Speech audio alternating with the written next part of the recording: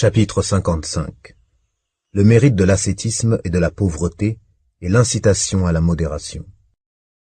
Allah Ta'ala dit: إنما مثل الحياة الدنيا كماء أنزلناه من السماء فاختلط به نبات الأرض مما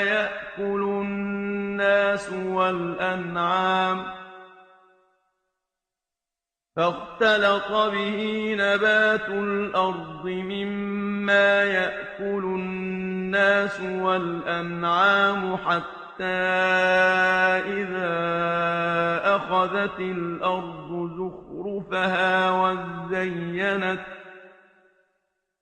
وزينت وظن أهلها أنهم قادرون عليها أتاها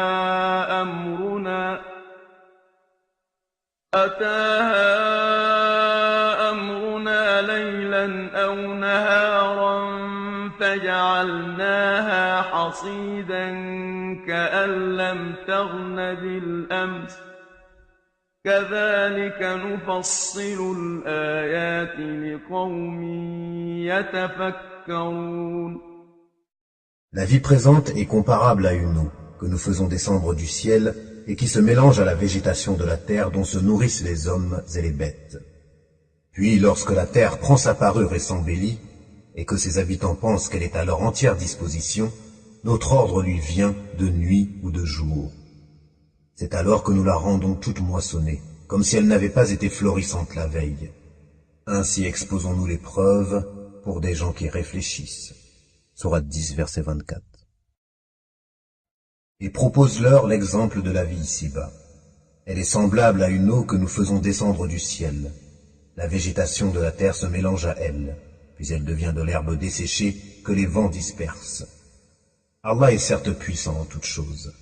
Les biens et les enfants sont l'ornement de la vie de ce monde. Cependant, les bonnes œuvres qui persistent ont auprès de ton Seigneur une meilleure récompense et suscitent une belle espérance. Sourate 18, versets 45-46. Sachez que la vie présente n'est que jeu, amusement, vaine parure, une course à l'orgueil entre vous et une rivalité dans l'acquisition des richesses et des enfants. Elle est en cela pareille à une pluie. La végétation qui en vient émerveille les cultivateurs, puis elle se fane et tu la vois donc jaunie. Ensuite, elle devient des débris. Et dans l'au-delà, il y a un dur châtiment, et aussi pardon et agrément d'Allah. Et la vie présente n'est que jouissance trompeuse. Sourate 57, verset 20. On a enjolivé aux gens l'amour des choses qu'ils désirent, femmes, enfants, trésors thésaurisés d'or et d'argent, chevaux marqués, bétail et champs. Tout cela est l'objet de jouissance pour la vie présente, alors que c'est près d'Allah qu'il y a bon retour. Sourate 3, verset 14. Ô homme, la promesse d'Allah est vérité. Ne laissez pas la vie présente vous tromper, et que le grand trompeur Satan ne vous trompe pas à propos d'Allah. Sourate 35, verset 5. La course aux richesses vous distrait, jusqu'à ce que vous visitiez les tombes. Mais non, vous saurez bientôt, encore une fois, vous saurez bientôt, sûrement, si vous saviez de science certaine. Sourate 102, versets 1 à 5. Cette vie d'ici-bas n'est qu'amusement et jeu. La demeure de l'au-delà est assurément la vraie vie, s'ils savaient. Sourate 29, verset 64.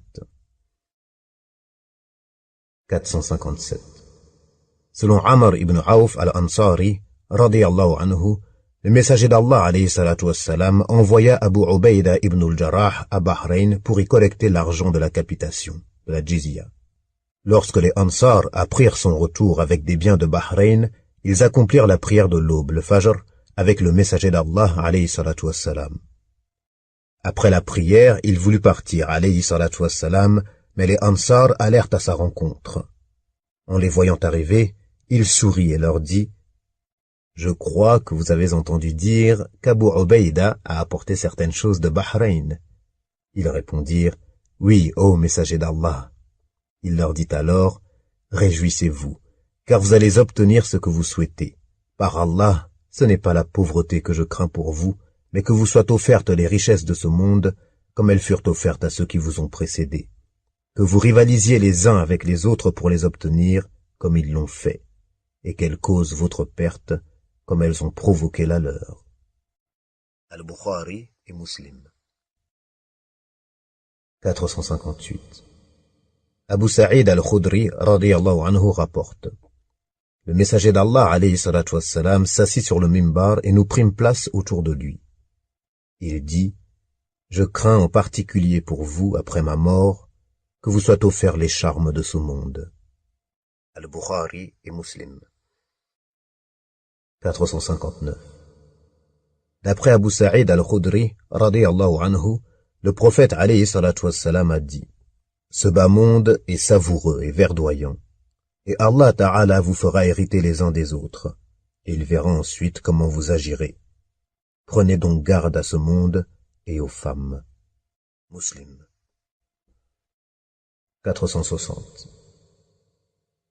Selon Anas, radiyallahu anhu, le prophète alayhi salatu wassalam a dit, ô Allah, il n'y a de véritable vie que celle de l'au-delà. Al-Bukhari et Muslim. 461. D'après Anas, radiyallahu anhu, le messager d'Allah alayhi salatu wassalam a dit, trois choses accompagnent le mort jusqu'à sa tombe, sa famille, ses biens et ses œuvres. Deux en reviennent, sa famille et ses biens, et une reste avec lui, ses œuvres. Al-Bukhari et Muslim. 462. D'après Anas, radiyallahu anhu, le messager d'Allah alayhi salatu wassalam a dit, on fera venir l'homme parmi les damnés de l'enfer qui aura le plus joui de ce monde. Et on le trempera alors une seule fois dans l'enfer, puis on lui dira, ô fils d'Adam, as-tu jamais été heureux? As-tu jamais connu de plaisir? Il répondra, non par Allah, ô Seigneur. On fera ensuite venir l'homme parmi les élus du paradis qui aura été le plus misérable dans ce monde, et on le trempera une seule fois dans le paradis, puis on lui dira, ô fils d'Adam, as-tu jamais connu de misère, as-tu jamais été malheureux? Il répondra, non par Allah, je n'ai connu ni misère, ni malheur. Muslim. 463. D'après Al-Mustawrad ibn Shaddad, radiyallahu anhu, le messager d'Allah alayhi salatu wassalam a dit, ce monde, en comparaison à l'au-delà, est semblable à ce que l'un d'entre vous retire de l'océan en y introduisant le doigt. Qu'il regarde donc ce qu'il en retire. Muslim. 464. Jabir, radiyallahu anhu, rapporte. Alors que le messager d'Allah, alayhi salatu wassalam, traversait le marché entouré de ses compagnons, il trouva un chevreau mort dont les oreilles étaient courtes.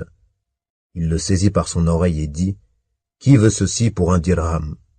Ses compagnons répondirent, « Nous n'en voulons pas quel que soit le prix, et d'abord, qu'en ferions-nous » Il poursuivit, « Qui le veut gratuitement ?»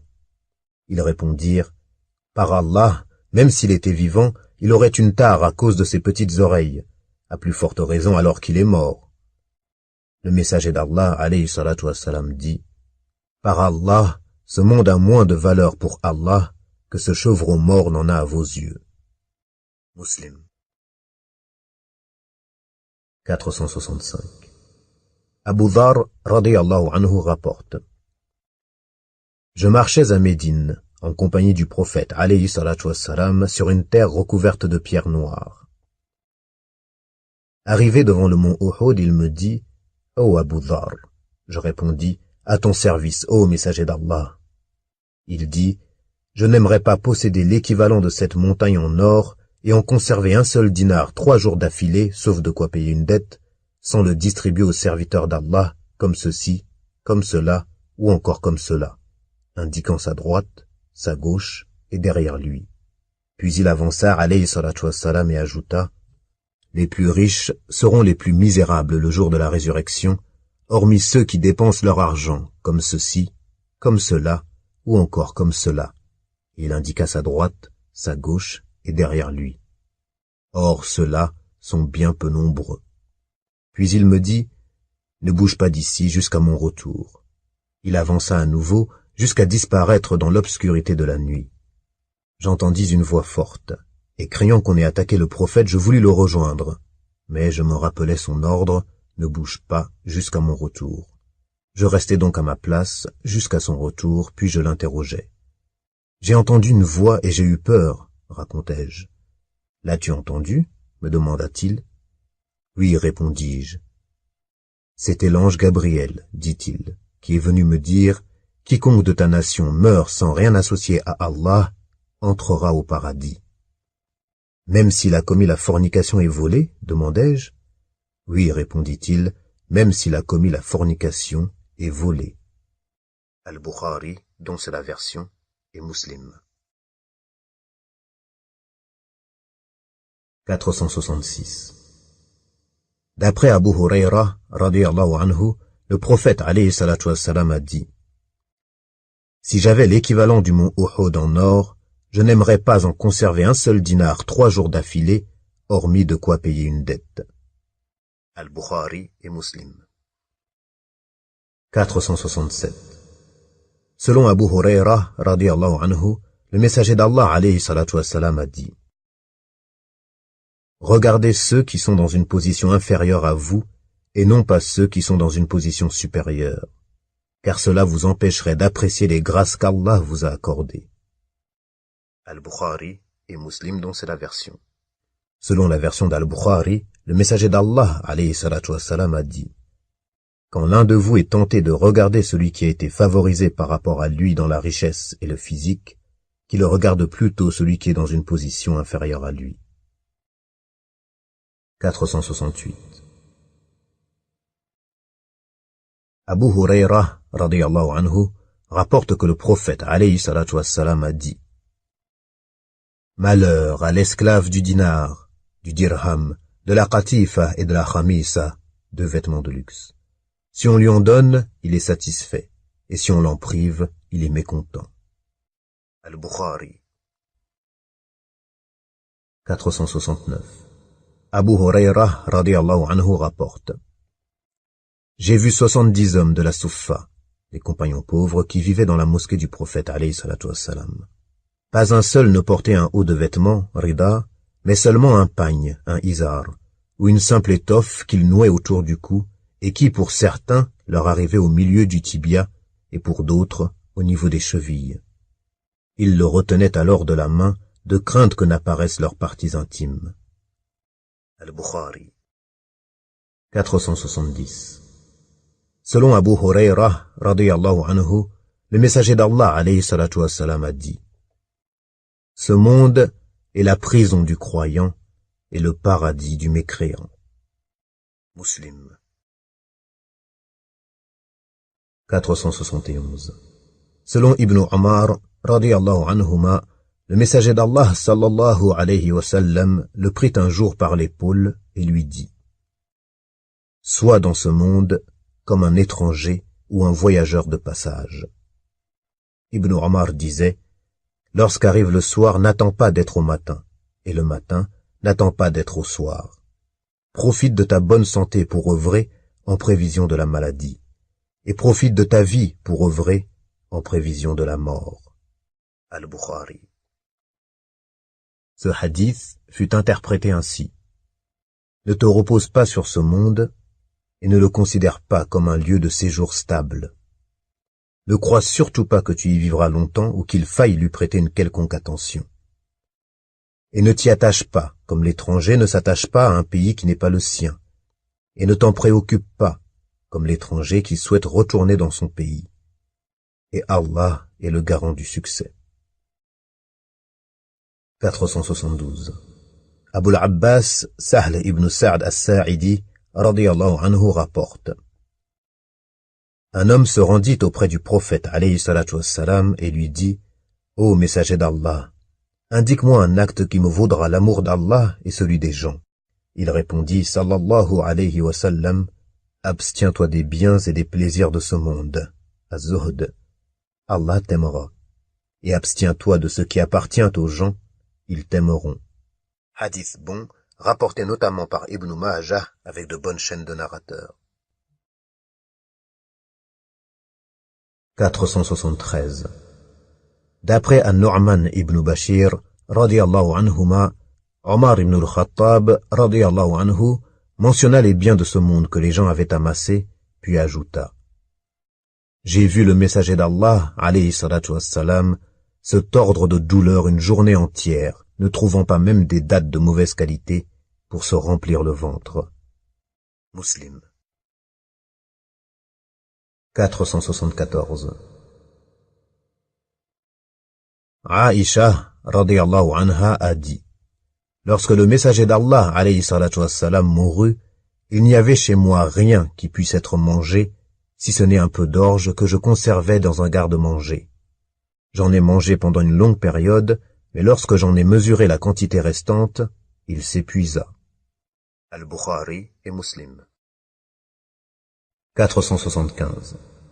Amr ibn al-Harith, le frère de Juwayriya bint al-Harith, l'épouse du prophète, radiyallahu anhuma, a dit: Le messager d'Allah, alayhi salatu wassalam, n'a laissé à sa mort ni dinar, ni dirham, ni esclave.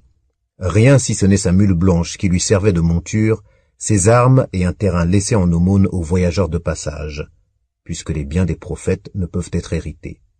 Al-Bukhari. 476. Khabbab ibn al-Arat, radiyallahu anhu, a dit: Nous avons émigré avec le messager d'Allah, alayhi salatu wassalam, pour le visage d'Allah ta'ala, qui nous inscrivit notre récompense.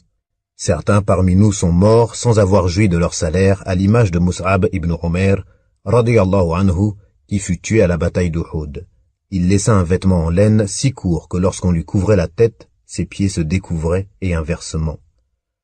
Le prophète alayhi salatu wassalam nous ordonna alors de lui couvrir la tête et de placer de l'ithrir, du jonc parfumé, sur ses pieds. D'autres parmi nous ont vu leurs fruits mûrir et ont ainsi pu les cueillir, c'est-à-dire qu'ils ont obtenu, en récompense de leurs œuvres, les biens de ce monde avant leur mort. Al-Bukhari et Muslim. 477. D'après Sahl ibn Sa'd as-Sa'idi, radiyallahu anhu, le messager d'Allah, alayhi salatu wassalam, a dit: Si ce bas monde valait pour Allah l'aile d'un moucheron, il n'aurait pas accordé une seule gorgée d'eau aux mécréants. At-Tirmidhi a dit: Hadith Hassan Sahih. 478. Abu Huraira, radiyallahu anhu, rapporte avoir entendu le messager d'Allah, alayhi salatu wassalam, dire: Ce monde est détestable, littéralement maudit, et ce qu'il contient l'est également, à l'exception de l'évocation d'Allah ta'ala et son obéissance, ainsi que le savant et celui qui recherche le savoir. At-Tirmidhi a dit: Hadith Hassan. 479. Selon Abdullah ibn Mas'ud, radiyallahu anhu, le messager d'Allah, alayhi salatu wassalam, a dit: N'acquérez pas de propriété, car elle pourrait vous conduire à désirer ce bas monde. At-Tirmidhi a dit: Hadith Hassan. 480. Abdullah ibn Amr ibn al-As, radiyallahu anhuma, rapporte: Nous étions en train de réparer notre hutte faite de roseaux, lorsque le prophète, alayhi salatu wassalam, passa devant nous. Il demanda: Que faites-vous? Nous répondîmes: Nous la consolidons car elle est devenue fragile. Il dit, alayhi salatu wassalam: Je crois que le terme est plus proche que cela. Abu Daoud et At-Tirmidhi avec une chaîne isnad d'Al-Bukhari et de Muslim.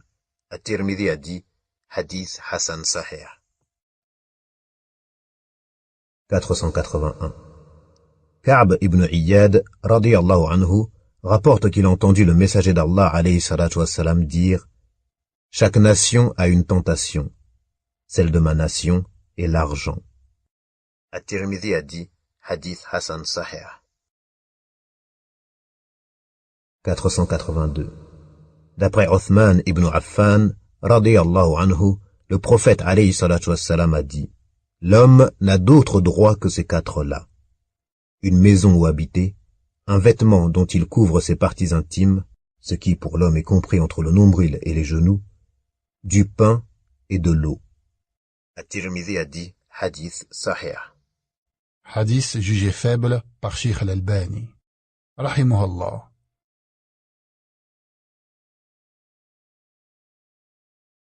483. Abdullah ibn Shikhir, radiyallahu anhu, rapporte qu'il se rendit auprès du messager d'Allah, alayhi salatu wassalam, alors que ce dernier récitait le verset « La course aux richesses vous distrait » sourate 102, verset 1. Il dit, alayhi salatu wassalam, « L'homme dit « Mes biens, ô fils d'Adam, possèdes-tu de tes biens autre chose que ce que tu as mangé et consommé, ce que tu as porté et usé, ou ce dont tu as fait aumône et qui vraiment demeure ?» Muslim. 484. Selon Abdullah ibn Mughaffal, radiyallahu anhu, un homme a dit au prophète, alayhi salatu wassalam, « Ô messager d'Allah, par Allah, je t'aime. » Réfléchis bien à ce que tu dis, dit le prophète, alayhi salatu wassalam. « Par Allah, je t'aime, » répéta l'homme à 3 reprises.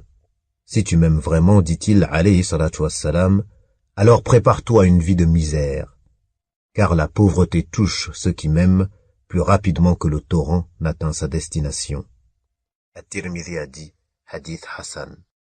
Hadith jugé faible par Sheikh Al-Albani. Rahimahullah. 485. Ka'b ibn Malik, radiyallahu anhu, rapporte que le messager d'Allah, alayhi salatu wassalam, a dit « 2 loups affamés, lâchés dans un troupeau de moutons, font moins de dégâts que la course aux richesses et aux honneurs n'en cause à la religion de l'homme. » At-Tirmidhi a dit hadith Hassan Sahih.